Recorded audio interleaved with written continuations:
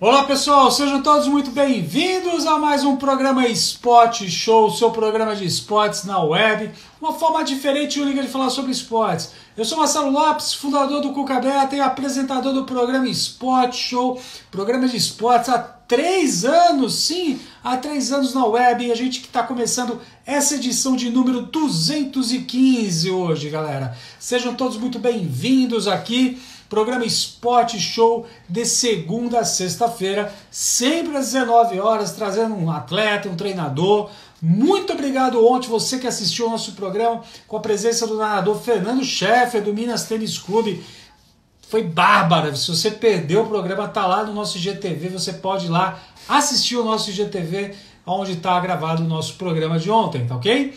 E lembrando, então, sempre às 19 horas, a gente sempre está recebendo algum representante do esporte, alguma modalidade esportiva. Amanhã nós vamos receber o treinador de natação Mirko Cevalles, treinador que esteve na Olimpíada, treinador aí com vários anos de experiência aí, e hoje atualmente é treinador do Grêmio Náutico União lá de Porto Alegre.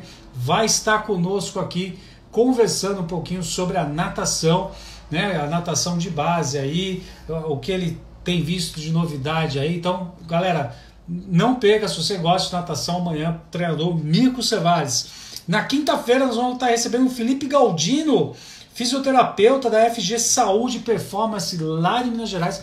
Faz um trabalho muito legal. O Felipe Galdino foi ex-nadador e aí com passagens em vários clubes aqui pela capital e agora está lá em Belo Horizonte.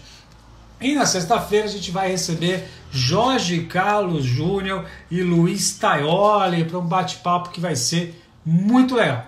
Galera, hoje nós vamos estar recebendo, eu já mandei a solicitação para ele, Eduardo Vasconcelos, treinador de vôlei feminino do Sub-21 do Pinheiros e treinador do Sub-18 da Seleção Paulista. Ele que já está aí dividindo tela conosco aí. Seja bem-vindo, Edu. Tudo bom? Boa noite, tudo bem? Graças a Deus. Vamos levando, né? Isso aí. Muito obrigado por você ter aceitado o convite aí, fazer um programa junto conosco hoje, falar sobre o voleibol. Família do Cuca Beta, que também gosta muito do voleibol aí. Então, muito obrigado por aceitar o nosso convite aí, ele está participando aí, né? E obrigado para o treinador Denis Faust aí, que fez aí essa tabelinha, essa triangulação entre nós aí. Eu que agradeço pelo convite, sempre uma honra, ainda mais falar sobre voleibol, né? Que é a minha vida, minha profissão. Sempre muito satisfação falar sobre voleibol. Tem umas bandeirinhas aqui atrás, ó, a festa junina do meu filho, ó, tá vendo? Tô vendo, tô vendo, tô vendo. Não, sensacional, sensacional. Tá valendo tudo nesse momento, não tem problema. Pô, adorei aí. Daqui a pouco eu já imagino que você vai puxar essas bandeirinhas e fazer uma rede aí para jogar uma É, bolinha com o filho aí, né? é verdade.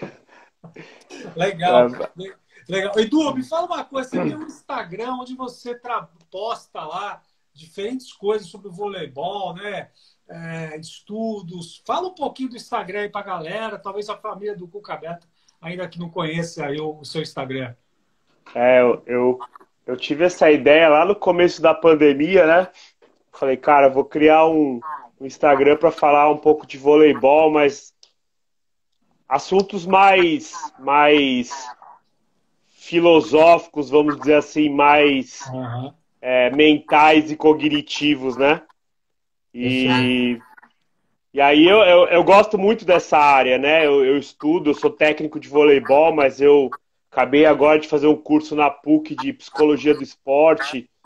Então eu gosto muito dessa área, porque eu costumo falar o seguinte: saber dar treino, entender de treino, de tática, de técnica, de preparação física, todo mundo entende. Mas hoje o que está fazendo a diferença no esporte daqui para frente cada vez mais é a parte do controle mental, a parte da inteligência emocional. Então eu criei essa página aí para colocar algumas coisas, alguns livros, algumas sugestões.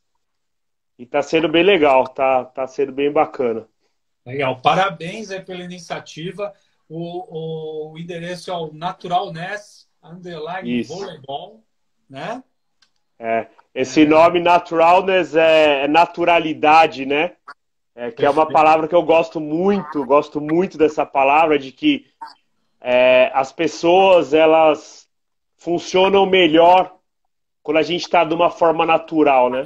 Você não consegue fazer seu trabalho, seja lá qual for a sua profissão, se você não tiver de uma forma natural ali, tranquilo, calmo, para você colocar seu cérebro para funcionar da melhor maneira possível. Né? Então é uma palavra que eu uso muito no meu dia a dia, a naturalidade. A gente tem que procurar a naturalidade das coisas para elas fluírem de uma maneira mais positiva. Não, muito legal isso que você está falando, porque vai totalmente de encontro. Ontem nós recebemos aqui o Fernando Scheffer, um abraço para o Fernando, recordista mundial dos 4x200 livre, piscina curta, medalhista pan-americano aí em Lima, né, 2 medalhas de ouro e 1 de prata. E ele falou muito disso da naturalidade, todo o controle emocional que ele teve. Então, assim, eu faço convite à galera aí para assistir o IGTV que está aí no nosso lá do Cuca Beta, o @CucaBeto, faço o convite. É muito legal você ouvir um garoto de 20 anos aí com a naturalidade, a calma, e ele falando, se eu não ficasse calmo, mesmo dando tudo errado na minha preparação para a prova, perdeu o horário do ônibus, saindo da vila, rasgou o maiô que estava colocando, nadou na raia on, lá no canto, escondido. Então, galera, eu não vou contar, chega de eu dar spoiler, vale a pena. Quem quiser perder um pouquinho lá, pelo menos os últimos 30 minutos, galera, olha, é muito bacana mesmo. Bom, Edu, me conta uma coisa, cara. Como é que você conheceu o voleibol? Como é que você começou a trabalhar com o voleibol? Se apaixonou aí pelo voleibol? Me conta aí, cara. Assim, quando eu era criança, né? É meio que a gente mora no Brasil, né? Então eu jogava futebol, como todo garotada aí, né? E eu tenho um irmão mais velho que eu e ele é bem grande. Meu irmão tem 1,98 m. E ele jogava vôlei. Isso lá no final da década de 80, começo da década de 90. E aí eu comecei a gostar de vôlei na escola. Eu sou da época, eu estudei escola pública ali no começo, e na escola ainda o professor ensinava os esportes, né? Então eu aprendi a jogar vôlei, basquete, handebol, tudo da escola. E aí eu comecei a me dar bem no vôlei, e meu professor de educação física falou, cara, vou te levar para fazer um teste lá no Banespa. E aí ele me levou para fazer um teste no Banespa, peneira, e o Banespa na época era a grande referência do vôlei nacional, né? E eu passei nessa peneira. E ali, isso foi em 1991. E ali começou minha paixão, meu envolvimento pelo vôlei. Aí joguei vôlei até a categoria juvenil. Depois eu parei de jogar. Eu não cresci como meu irmão, né? Eu tenho 1,85, parei ali. E aí eu resolvi fazer educação física, fui estudar. Estudei na Unesp, em Rio Claro, fui para o interior. Foi interessante. Opa, galerinha, espera um pouco aqui conosco, fica conosco, caiu um pouco aí a conexão aí do professor Eduardo aí, daqui a pouquinho ele está de volta aí com a gente aí, né? Vamos só aguardar um pouco aqui para restabelecer aqui o contato com ele aí. Vou aqui já mandar de novo aqui o convite para ele aqui. Estamos aqui, Eduardo Gonçalves, treinador do Esporte Clube Pinheiros. Opa, voltou, Edu. Oi. Voltou. Tem algum problema. Então, vambora. Aí eu fui para a faculdade, fiz no interior, fiz na Unesp, em Rio Claro. E nesse período de faculdade, cara, eu desliguei completamente do vôlei. Aí não joguei vôlei na faculdade, mas mudei um pouco minha área, estava indo para a área acadêmica. Resumindo, eu voltei para São Paulo e quando eu acabei a faculdade, e aí um grande amigo meu me ligou, há muito tempo que eu não falava com ele, cara, o que você está fazendo? Eu falei, acabei de terminar a faculdade, estou desempregado. Ele veio trabalhar comigo. Ele trabalhava com o universitário, o Rafael, ele trabalhava com o universitário na medicina da USP. E aí ele me levou para lá e ali começou, né? Trabalhei, até hoje eu trabalho com universitário, mas trabalhei só com universitário de 2001 até 2008. E aí, em 2009, eu entrei no Pinheiros, comecei a trabalhar com voleibol competitivo no Pinheiros. Grande Duda, amigão, parceiro. Legal. Duda foi o técnico de Curitiba na última Superliga e na temporada retrasada foi campeão da Superliga com o Minas. Pô, Aí eu comecei a trabalhar no Pinheiros e estamos aí até hoje, 12 anos de Pinheiros. bacana, bacana. Aqui também o Anderson Voleibol aí também já tirou um sapo. Anderson também. Muito legal, muito bom, galera. Isso aí. Quem quiser fazer pergunta, colocar algum ponto, fique à vontade. Vamos transformar esse nosso bate-papo num bate-papo bem leve, bem alegre aí, nesse momento que a gente está tentando se reinventar aí para poder estar voltando ativa aí, turma. Tá ok? Edu, eu vou te pedir um favor, assim, para você me falar, né, como é que são as categorias de base do voleibol, até porque aqui nesse canal a gente fala de todos os esportes, olímpicos, paralímpicos, né, modalidades esportivas. A nossa ideia é dar né, abrir o leque de opções aí. E a gente sabe que o voleibol ele é muito bem estruturado nas categorias de base. Então conta pra gente um pouquinho dessas categorias de base aí, como é que se divide aí a base do voleibol, cara? Essa é uma discussão que a gente tem tido muito essa discussão ultimamente nessa época de pandemia, porque no Brasil é um pouco diferente, cada estado é de uma forma, mas eu vou falar mais de São Paulo. A gente começa que a primeira categoria é o sub-13, né, que é o iniciantes, né, meninas até 12 anos. Depois tem o sub-14 e o sub-15, que até o sub-15 é de ano em ano. Tá. Aí vai ficando um pouquinho mais velha, do sub-15 vai pro sub-17. Aí são 2 anos a mesma categoria. Sub-17 vai pro sub-19, depois sub-19, sub-21 e depois o profissional, né? Então, em São Paulo é assim, mas se a gente pega a maioria dos outros estados, eles trabalham com o ano par. A gente trabalha sub-17, sub-19. A maioria dos outros estados é sub-16, sub-18, sub-20. Né? Esse é uma...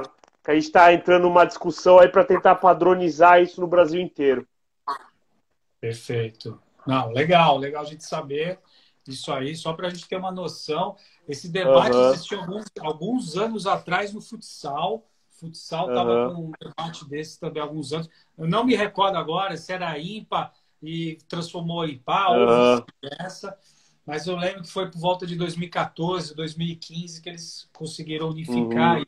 Então é bem legal a gente saber. E me fala uma coisa que me chamou a atenção, né? Você também é treinador da seleção paulista sub-18, né? Aí já vem talvez a contradição que você falou, né? Sim. Me fala uma coisa, porque assim, eu particularmente, eu gosto muito dessa coisa. Infelizmente, acho que o calendário, ele não comporta, mas eu sempre, né, lá nos anos 80 tal, a gente via mais coisas de seleções estaduais aparecendo na TV. E eu sempre gostei. E quando você mandou o seu currículo aqui pra gente, o currículo correto, viu, galera? Que nessa época aqui tá difícil a gente encontrar currículo. Currículo tava certinho, viu, galera? Muito bom, não podia perder essa vez. Então, assim, conta pra gente essa seleção paulista sub-18. Aonde é que a gente vai ver a seleção paulista sub-18 jogando, Edu? Infelizmente, a nossa base não tem muito espaço, né, na mídia de uma forma geral. Hoje em dia, com essas mídias, essas redes sociais, muitos pais acabam transmitindo os jogos pelo Facebook, né, e o que acontece? O Campeonato Brasileiro de Seleções, ele ocorre anualmente, né, esse ano, inclusive, já foi a única competição que teve esse ano.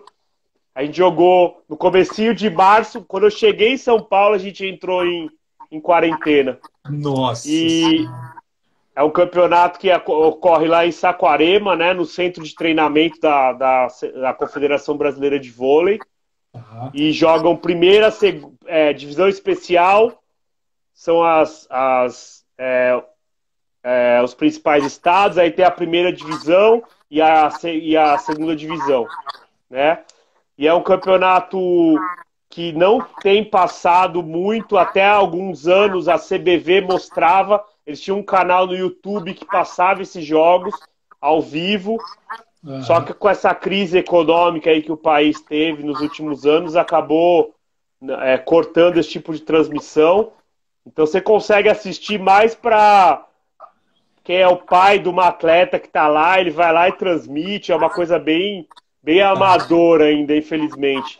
Né? Mas tem muitas atletas é o futuro, né, do esporte brasileiro que acabam não sendo vistas ali nessas competições, mas elas são do nível muito alto, né, e de uma organização muito boa, super bem organizada, e é muito bacana. Esse ano o São Paulo, eu fiquei em quarto. A gente acabou ficando em quarto, ficar entre os quatro é sempre o objetivo ali, né? Depois do que vier é lucro. Perfeito. E como é que ficou essa divisão dos pódios lá, Edu? Esse ano quem foi campeão foi Santa Catarina. É um time. Geralmente os times do Sul, né? Centraliza sempre Sul, Sudeste. Então as equipes fortes: São Paulo, Minas, Rio. Aí Paraná, Santa Catarina e Rio Grande do Sul. Geralmente fica desses. O campeão sai desses 6 aí. Esse ano Santa Catarina foi campeão, Rio de Janeiro vice, Paraná ficou em terceiro e a gente, São Paulo, ficamos em quarto. Foi. Perfeito. Me tira uma dúvida. O campeonato, sendo por seleções, a gente imagina que são as melhores meninas do estado que estão lá jogando, representando. Já está em Saquarema, que é o centro de referência. E tudo isso já é planejado pensando na formação das seleções de base ou não? Sim, com certeza. A CBV faz esses campeonatos exatamente para isso. Né? Quando a gente vai jogar se chama CBS, Campeonato Brasileiro de Seleções, quando a gente vai jogar, toda a comissão técnica das categorias de base está lá em Saquarema, acompanhando, assistindo. Eles fazem avaliações com todos os atletas, avaliações físicas, de salto, de alcance de salto, né? Então eles acompanham bastante. E dali praticamente 100% das atletas do CBS são as que compõem as seleções brasileiras de base, né? Em São Paulo, quem compõe a seleção paulista? As atletas dos clubes de São Paulo. Tem uma regra, para jogar pela seleção do estado, conta onde a atleta foi federada pela primeira vez. Então, por exemplo, pode ter uma atleta lá da Bahia. Se ela é da Bahia, mas ela nunca jogou lá, ela veio para um clube de São Paulo e se federou aqui, ela vai jogar pela seleção paulista. Não importa onde a atleta nasceu, o que importa é onde ela foi federada pela primeira vez. Muito bom, muito legal saber isso, muito legal. Não, e bacana, né? Porque você já tem lá, você coloca uma coisa que eu acho que é muito interessante, que são avaliações ao longo do campeonato, com toda a equipe assistindo as meninas. Eu acho que isso é uma sacada muito legal. A gente vê na natação, a gente tem o troféu Chico Piscina em Mocó, um evento tradicionalíssimo lá, onde a garotada do infantil, juvenil lá disputa, e a garotada espera por aquele evento, né? É um evento de seleções. O Paralímpico tem feito isso com muita regularidade, né? É uma forma até deles, logo depois eles já juntam esses atletas na seleção. Então, quer dizer, é um movimento muito interessante, e é legal você trazer isso, porque a gente imagina que outros esportes estão nos assistindo aqui. Então, isso aí fica aí de exemplo, né? Eu acho que são boas ações que a gente pode estar fazendo aí, né? Eu acho que isso é muito legal, bacana saber. Muito e é uma bom, forma de facilitar para a comissão técnica da seleção brasileira de olhar as atletas, porque o Brasil é um país continental, né? É complicado você ter uma logística do atleta ir lá no Rio Grande do Sul, em Santa Catarina, vai em Minas Gerais, vai lá no Ceará, vai em Pernambuco. Então, pega as melhores atletas do Brasil, teoricamente, junta ali uma semana no centro de treinamento, faz uma competição de alto nível e, ao mesmo tempo, eles avaliam as atletas, né? Para selecionar. Muito, muito bacana isso mesmo. Muito bacana mesmo. Eu acho que foi muito legal você falar isso, porque eu acho que é uma ação, eu acho que o grande público, talvez, aquele que não está dentro, né, das equipes de base, dentro do voleibol, não sabe. E a ideia do programa aqui realmente é a gente conseguir inspirar outras modalidades a ter insights aí que possam estar melhorando o seu desempenho, né? Isso é muito legal. Não, show de bola. Edu, me fala uma coisa, nessa faixa etária que você trabalha, sub-21, né? Já batendo a porta do profissional, né? Talvez até algumas garotas já acompanham o banco, enfim, já tem algum, né? Algum momento lá. Quais são as características aí que um treinador de voleibol que cuida dessa faixa etária aí, ele precisa ter, né? Ele precisa performar para ter um resultado aí? Uma eu acho que talvez a característica principal de um técnico, sem entrar nas questões técnicas, né? Conhecer voleibol, isso aí não precisa nem comentar, né?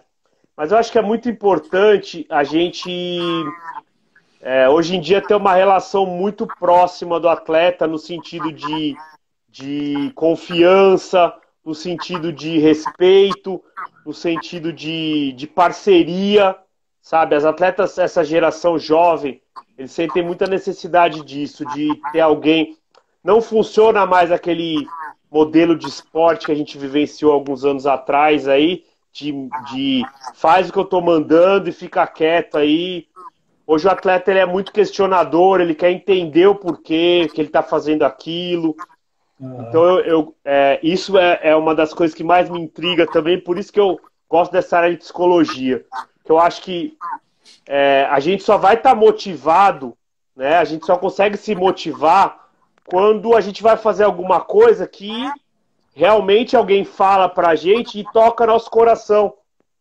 No sentido de que, às vezes você vai falar uma coisa, você tá super bem intencionado, você tem conhecimento daquilo que você tá falando, mas você não consegue tocar o coração daquela pessoa para aquele sentido de vamos junto, vem comigo, que a gente vai se dar bem junto, sabe? Então acho que esse é o grande segredo, né?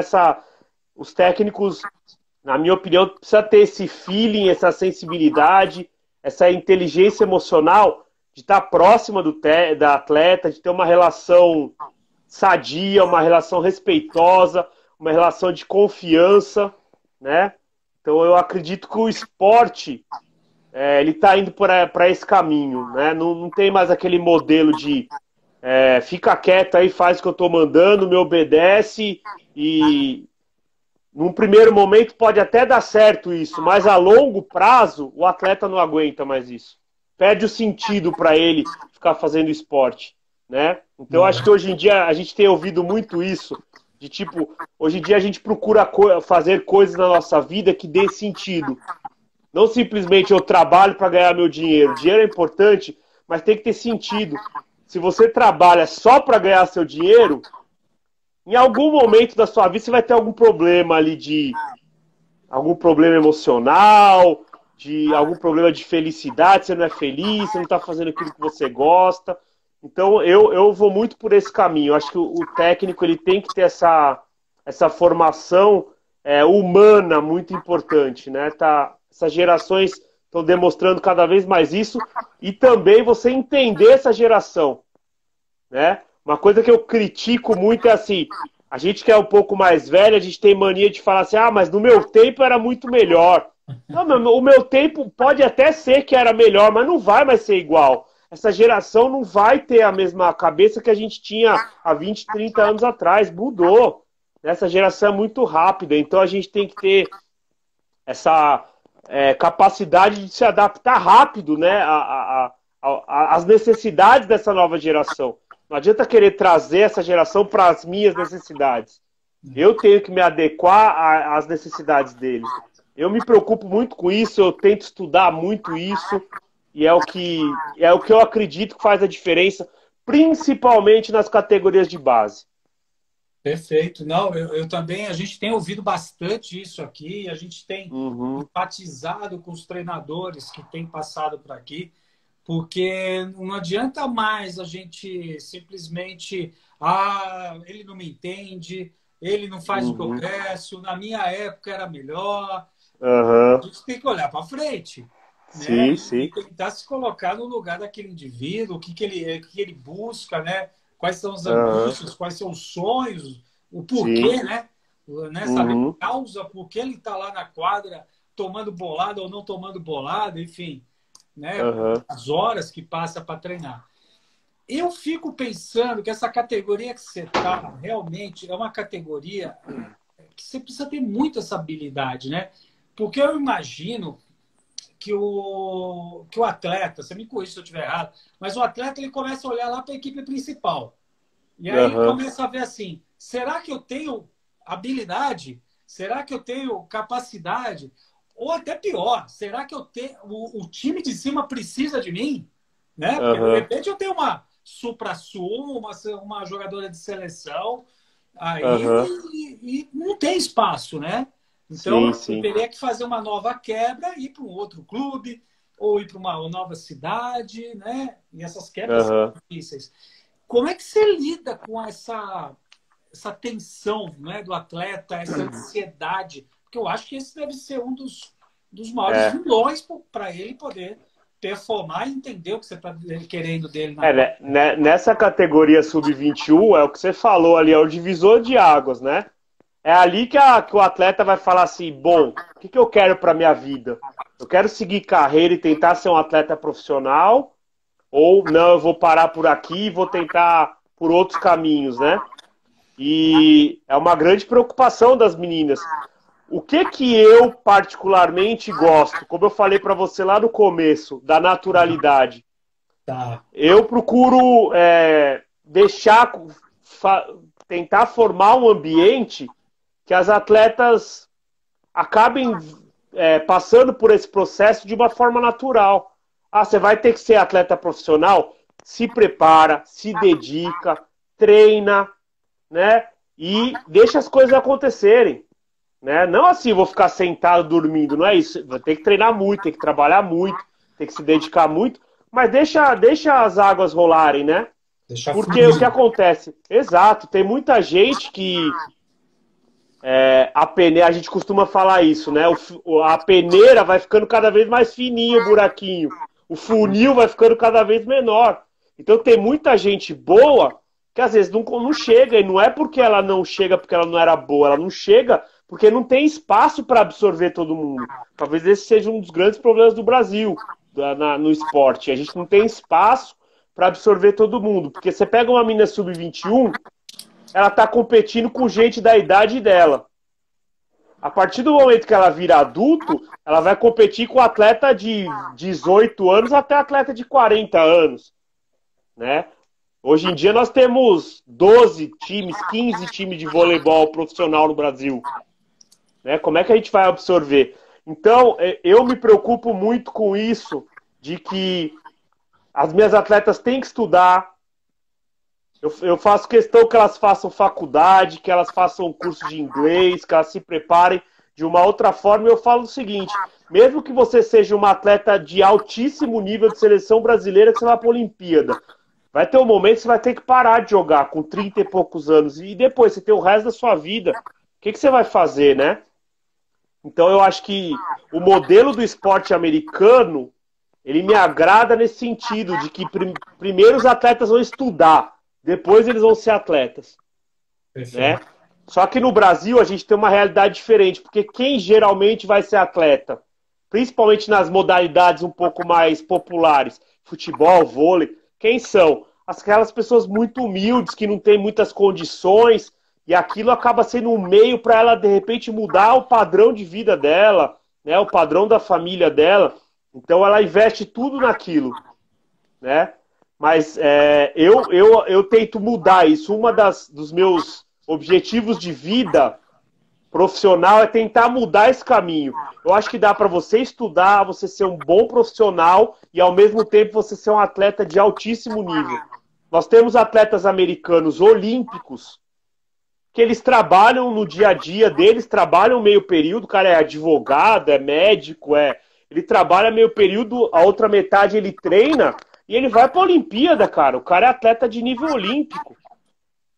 E no Brasil tem-se uma cultura que os técnicos falam o seguinte, a cultura, os dirigentes, você tem que se dedicar 24 horas por dia a isso. E eu já penso um pouco diferente. Eu acho que até se o atleta tiver um tempinho para ele cuidar dele, porque qual que é o grande problema? Eu falo assim, o atleta hoje, a gente está tendo muito problema de burnout, de crise de ansiedade, de depressão, porque o atleta, ele não consegue cuidar da vida dele. Quem que cuida da vida? Ele não é o dono da vida dele. Quem é o dono da vida do atleta? É o técnico, é o fisioterapeuta, é o preparador físico, que fica o tempo inteiro mandando o que ele tem que fazer. É o patrocinador, é a imprensa, né? Então, o atleta que estuda, que ele se prepara, ele tem uma visão de mundo um pouco mais ampla, ele entende melhor essas relações, eu acho que acaba sendo um caminho que vai fazer bem para os dois lados, para a vida do atleta e para a vida dentro do meio esportivo, que envolve aí comissões técnicas e dirigentes e patrocínio e dinheiro, né? Então, uma das metas da minha vida é tentar plantar uma sementinha ali para a gente começar a ir mais por esse caminho. Dá para você ser um atleta de olímpico, mas não deixe de estudar, não deixe de cuidar da sua vida. Lógico, sempre com responsabilidade, né? Você não vai chegar em nenhuma profissão sem responsabilidade. O atleta ele precisa cuidar do corpo dele. Ele precisa ter uma alimentação saudável, ele precisa dormir bem, ele precisa descansar, ele precisa ter uma vida social. É importantíssimo o atleta ter uma vida social. Então, eu penso o esporte nessa forma, assim, é um dos grandes... E eu converso muito com as minhas atletas de categoria de base, ó, legal, tomara, estamos trabalhando para que você seja a melhor atleta do mundo, mas não vamos deixar as outras coisas de lado. Não. Sensacional. O que subiu de coração enquanto você falou isso aqui, rapaz, foi assim, não é? Tá subindo ainda mais coraçãozinho aí, cara. Assim, até o índio aqui, PH Voleibol, falou, a base precisa ter um tempo para lazer, principalmente as meninas, socializar. Né? Isso é muito importante que você falou, e muitas vezes acho que o treinador, todo mundo, todos esses players que estão, né, girando sobre ele, esquece que talvez o atleta seja o jovem atleta, né, vamos colocar assim, ele seja o jovem mais ideal a nível de se organizar com o tempo, porque ele pensa tanto em performar, olha, eu preciso comer hora, eu preciso comer isso.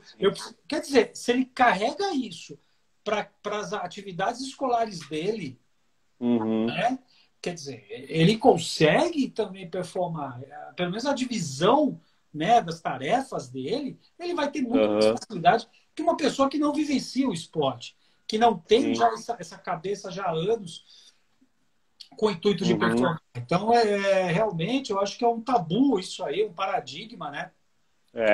E é muito legal ouvir um treinador de sub-21, de um clube grande aqui de São Paulo, falando isso, né? E ver a reação aqui da galera. Então, isso talvez aí seja um dos vilões aí, né? Aí nessa questão. Você me falou uma coisa, e eu fico aqui agora eu vou fazer uma provocação para você, talvez você não tenha a resposta, não tem problema, mas é uma provocação e eu vou aproveitar aqui a deixa que você falou. Maravilha! Que esse funil, né? Como é que a gente aumenta esse funil? Porque você falou, nós temos 12 a 15 equipes profissionais, mas nós temos muito boa mão de obra, né? E aí, muitas vezes, não tem espaço. Não é nem a qualidade, é o espaço. Sim. E aí a gente já viu jogadores que talvez com 20, 21 para a carreira, mas na verdade eles vão acabar estourando com 24, 25. Sim. Então fica um hiato e a gente acaba perdendo aí talvez uma pessoa.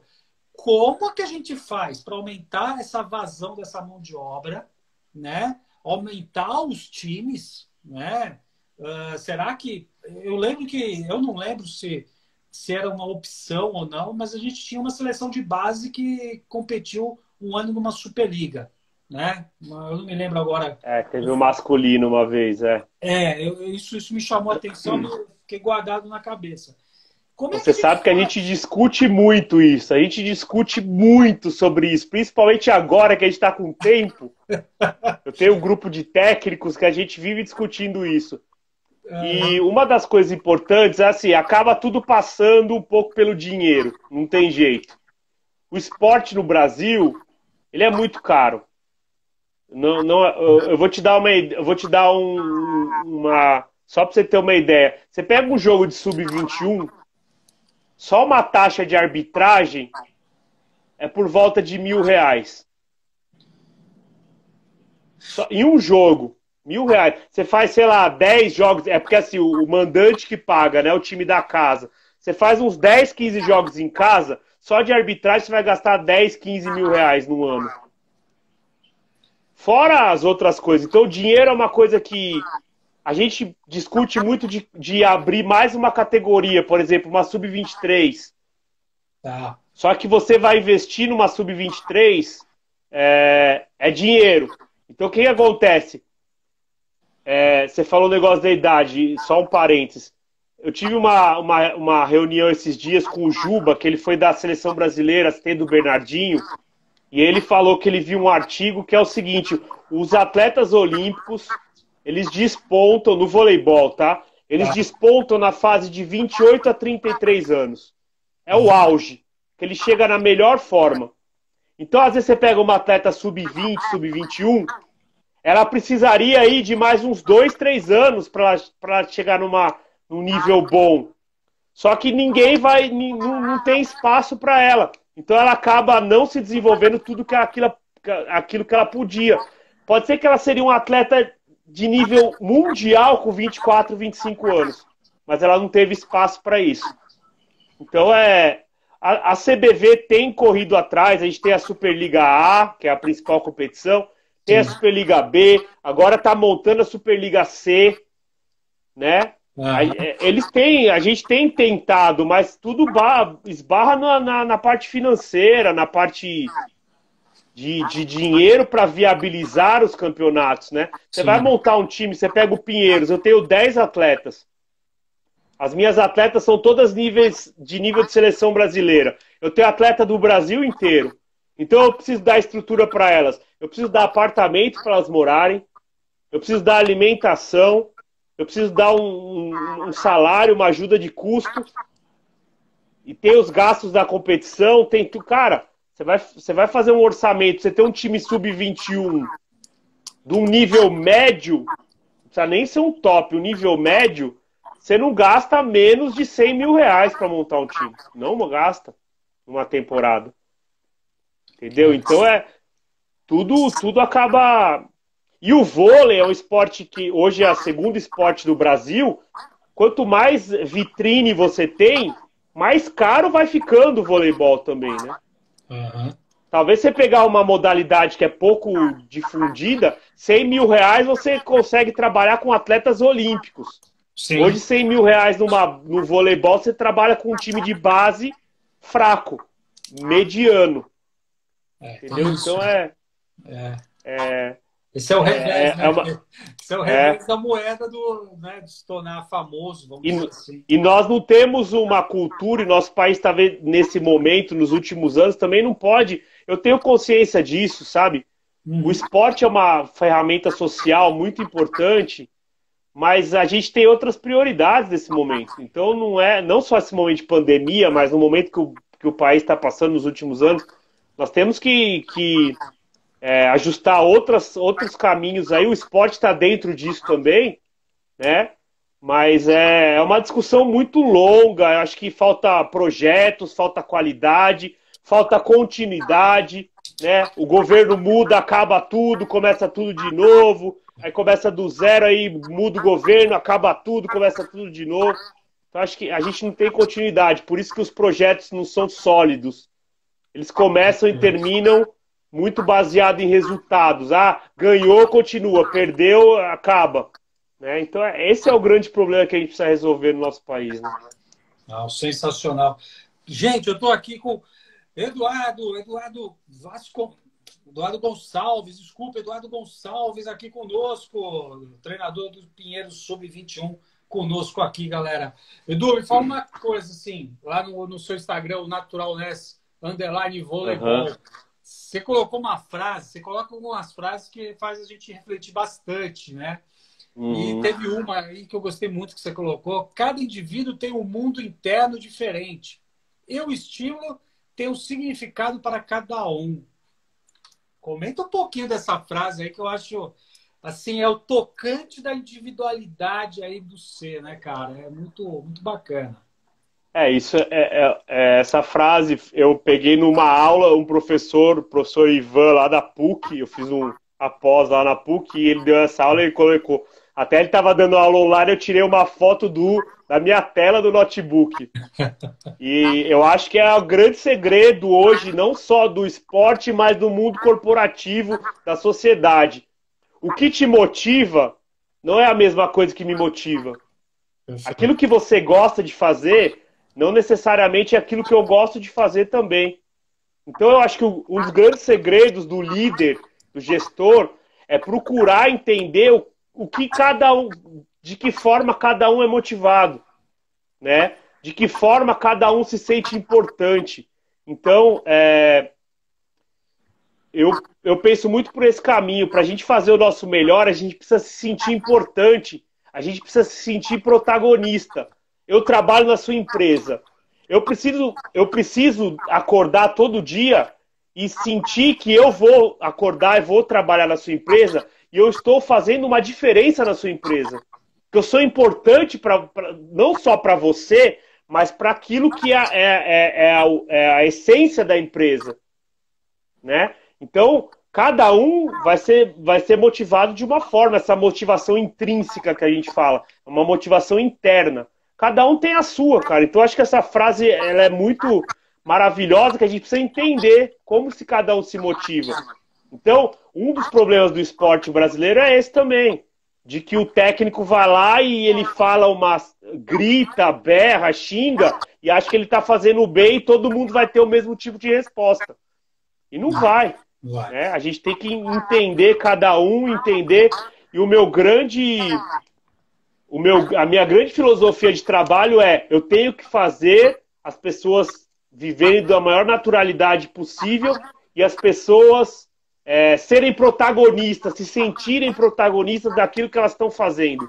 Seja o jogador mais importante do time que vai atacar a última bola decisiva ou aquele que está no banco, que ele precisa estar motivado porque o grupo precisa dele no treino, no dia a dia, né? E então a gente precisa entender essa mecânica, entender como que funciona isso. Né? Não adianta eu falar assim, você tem que treinar, vou te dar um exemplo claro, para um atleta que geralmente é reserva, você tem que treinar para você pegar o lugar do outro. Pode ser que eu fale essa frase para um atleta, aquilo vai motivar muito ele. Pode ser que o outro fala, cara, mas o meu objetivo não é esse. O meu objetivo não é pegar o lugar do outro. O meu objetivo é estar no time, é estar num esporte coletivo. Eu gosto de jogar voleibol. E aí você vai julgar, então você não serve para estar aqui. Né? Então a gente julga muito. Né? Outra frase que eu gosto muito. A gente precisa julgar menos e entender um pouco mais as coisas. Com menos julgamento. Então a gente olha para uma pessoa e fala assim, por que você está... você não está com vontade, você não está afim hoje. Como que você mede isso, vontade? Né? Quem tem mais vontade é o cara que está gritando, ele está gritando, berrando na quadra, ele está mostrando que ele está mais vontade. Eu tenho um atleta que não abre a boca, ele não fala nada dentro da quadra. E é o melhor jogador do time. Você fala assim, esse atleta não tem vontade. Né? Então a gente julga muito as coisas pela aparência. Né? A gente tem que parar de julgar e procurar estudar um pouquinho mais e entender um pouquinho mais esse mecanismo cerebral aqui que é fabuloso, né, cara? É uma coisa... É fantástico. E assim, Fantástico. né? Eu acho o treinador de voleibol, enfim, o treinador, ele tem um papel de maestro, né? De gerir Uhum. essas pessoas aí. Porque, assim, ele olha muitas vezes para o banco, ele olha para o banco como uma mudança de cenário, né? Sim, Querendo sim, muitas vezes sim. mudar a estratégia, mudar algo que não está funcionando, ou algo até Aham. para surpreender, para ganhar um set, Sim, né? sim. Então, muitas vezes eu vejo que, de vez em quando, tem algumas meninas, ou meninos, rapazes, que entram só para sacar em determinado momento. Aham. Ele não entra no jogo, ele entra naquele momento lá para o saque, já sai. Geralmente é um atleta jovem, mas ele tem uma função. E vocês estão colocando aí uma Aham. pessoa para ser protagonista naquilo, né? Que deve ter Sim, sido treinado ao longo da semana, enfim, sim. ou tá no processo, é aquele momento que ele vai viver, né? Enfim. É. Esse é o grande desafio. Você acha que o cara, a menina que entra só pra sacar, ela tá feliz? Ela não tá, ela quer jogar. Ela não quer entrar só pra sacar. Mas eu tenho que tentar fazer de uma forma respeitosa e honesta, porque tem uma situação muito legal que eu quero te falar aqui, que é a manipulação. Às vezes o técnico, ele manipula muito a situação.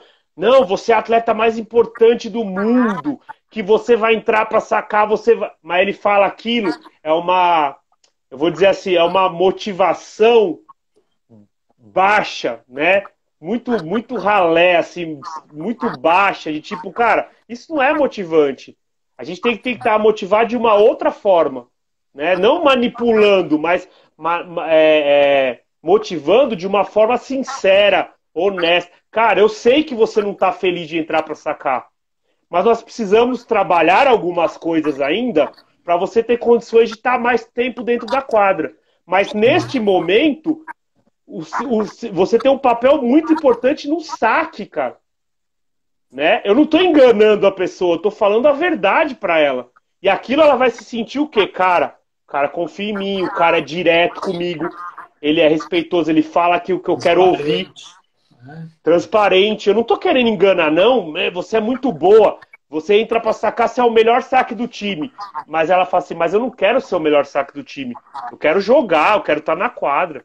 Entendeu? Então, essas situações, cara, são, na minha opinião, o que difere os ótimos profissionais, os ótimos técnicos, dos técnicos medianos. Esse entendimento. Bacana, ó, aqui, grande gordo, me ajudou bastante no meu crescimento como técnico, o Anderson aqui. Aí, salve, salve. Já fica o convite para o Anderson vir aqui contar a história dele, de atleta para técnico, ó, essa transformação aí. Muito legal, galera, muito bem. No dia aí, o outro comentário aqui, no dia a dia você mostra que o atleta, muito bom. Isso aí, galera, muito bem. Estou aqui com Eduardo Gonçalves, galera, treinador do Pinheiro Sub-21. Edu, me fala uma coisa, antes da pandemia, como é que estava o Brasil, né, aí nas categorias de base, né? Qual é esse momento que a gente está vivendo hoje? Assim, o Brasil no ano passado teve os campeonatos mundiais, né? O sub-20, o Brasil no feminino, o Brasil ficou em quinto ou sexto, agora não me lembro, acho que foi sexto. E o sub-18 foi terceiro no campeonato mundial. Nós temos muita tradição no vôlei, o Brasil é multicampeão no voleibol. Só que a gente está enfrentando um problema que eu volto àquele discurso das questões financeiras, de recursos. Aham. O Brasil, até 10 anos atrás, era campeão mundial em todas as categorias de base no vôlei. Tanto masculino quanto feminino. Mas nós fazíamos muito intercâmbio. Então a seleção brasileira sub-18 ia para a Itália, ficava um mês lá na Itália, fazia amistosos com seleções europeias. E a gente fala o seguinte, para você estar no topo, em nível mundial, você tem que estar jogando com as melhores equipes do mundo, o tempo todo. E hoje o Brasil não tem esse recurso, então as seleções brasileiras de base, elas treinam lá em Saquarema, 2, 3 meses antes do campeonato mundial, mas não faz esse intercâmbio. Fica jogando só ali internamente, faz um amistoso aqui, um amistoso ali, mas dentro do Brasil. Então a gente está ficando um pouco para trás nesse sentido. Não na qualidade técnica das atletas, nem na qualidade do trabalho, mas na falta de recursos para a gente otimizar o nosso trabalho. Né? Então é esse caminho da base, porque nós temos duas situações, né? As seleções brasileiras, principalmente adultas, o investimento acaba sendo todo voltado para eles, né? Que é onde vai para a Olimpíada, onde vai. Então a parte grossa ali vai para eles, não é errado. Só que a gente precisa pensar que daqui a 5, 10 anos, se a gente não estiver investindo na base, a gente não começa a chegar. E o Brasil, nos últimos 10 anos, aí tem ficado um pouco para trás. Repetindo, não pela qualidade, mas pela falta de recursos de estar jogando com os melhores o tempo todo. Você pega a Europa, hoje as grandes potências do vôlei feminino e masculino, Itália, Rússia, Turquia, Polônia, eles estão ali um do lado do outro, cara. Os caras estão jogando entre eles ali o tempo todo. E nós vamos jogar com quem aqui? Com Bolívia, com Colômbia, com todo respeito. Colômbia tá até crescendo, o Rizola, o brasileiro, tá lá fazendo um excelente trabalho. O Peru já teve grandes times, está voltando a crescer agora. A Argentina tem crescido muito, mas ainda não é do nível das equipes europeias. Né? Então, a categoria de e recursos para a gente estar jogando com as melhores equipes do mundo na preparação. Não, perfeito. E esse olhar, a confederação ela sabe desse problema, vamos dizer, desse calo que ela enfrenta hoje? Ah, sabe, com certeza. Eu não vou saber te falar números, tá? Mas assim, o patrocinador do Banco do Brasil, o grande patrocinador do vôlei brasileiro é o Banco do Brasil. Se eu não me engano, cortou 40%, 50% do orçamento. Então, como que você faz? Se você tem que dar prioridade para as equipes olímpicas que vão se preparar para uma Olimpíada, né? Então é difícil, cara. A gente está vivendo um momento do esporte que a gente precisa não ficar chorando o tempo todo, se lamentando, procurar caminhos para a gente resolver os problemas, né? A gente consegue achar os defeitos de uma forma muito fácil, mas a gente não precisa achar os defeitos, isso todo mundo acha.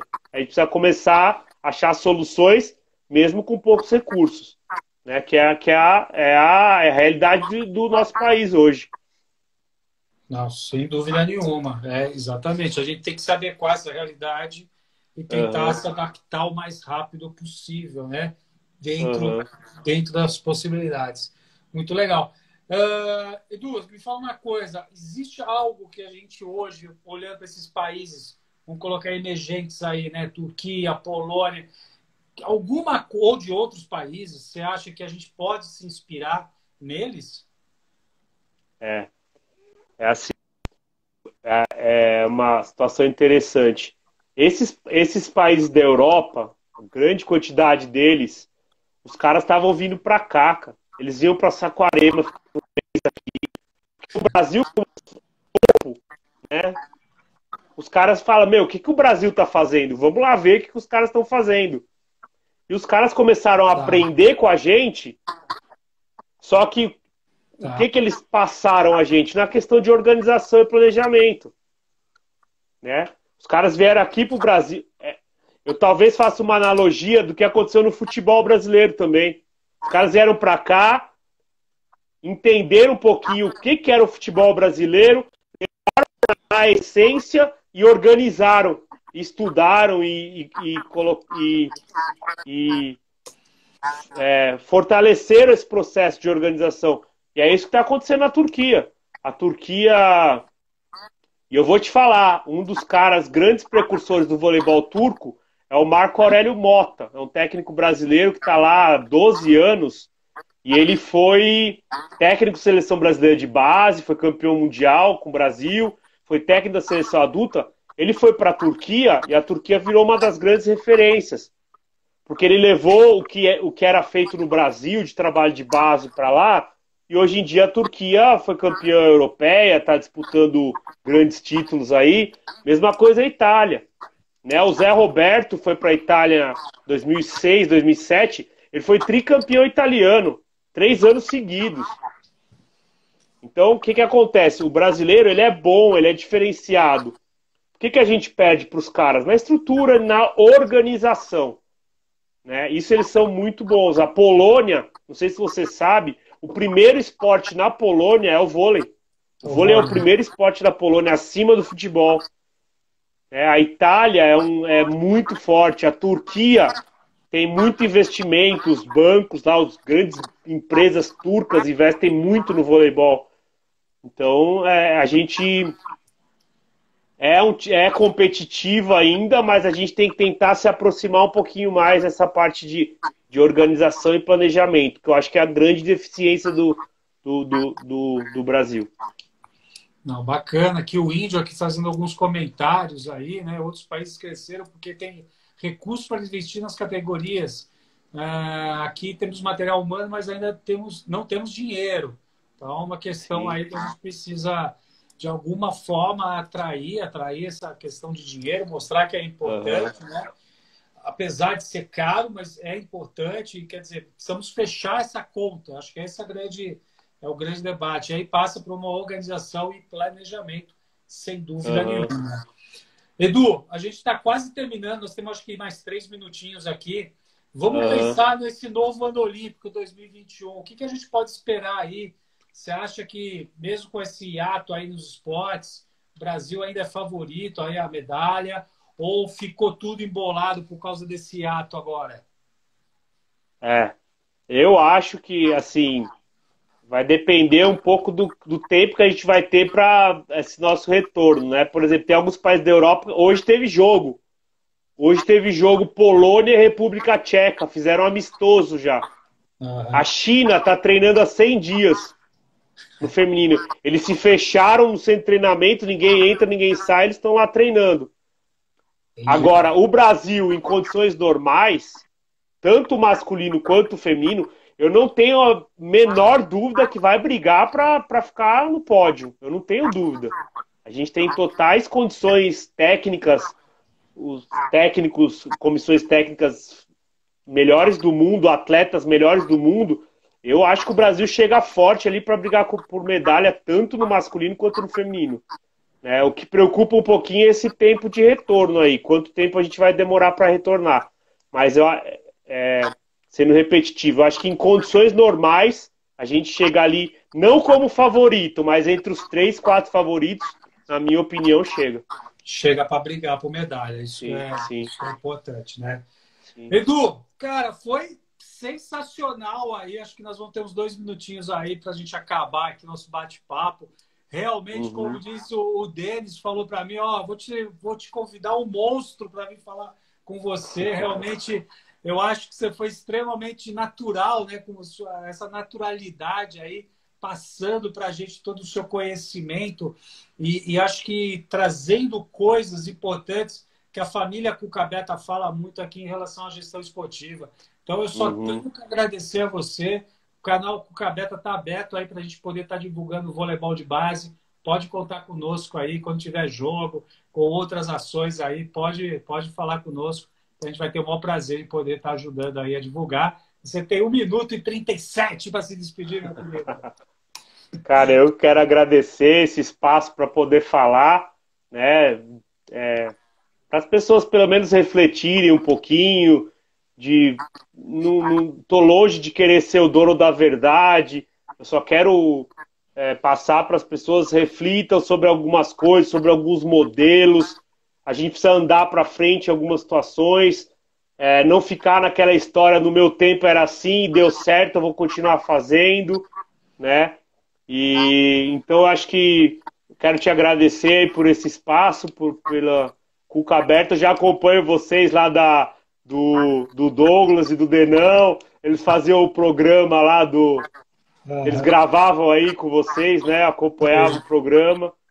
Então, muito obrigado aí pelo espaço. O seu trabalho que você tem feito é muito importante. A gente precisa... O esporte, para ele ter recursos, ele precisa ter divulgação, ele precisa aparecer para as pessoas, né? Muitas pessoas não sabem nem que a gente existe, nem sabem que existe categoria de base.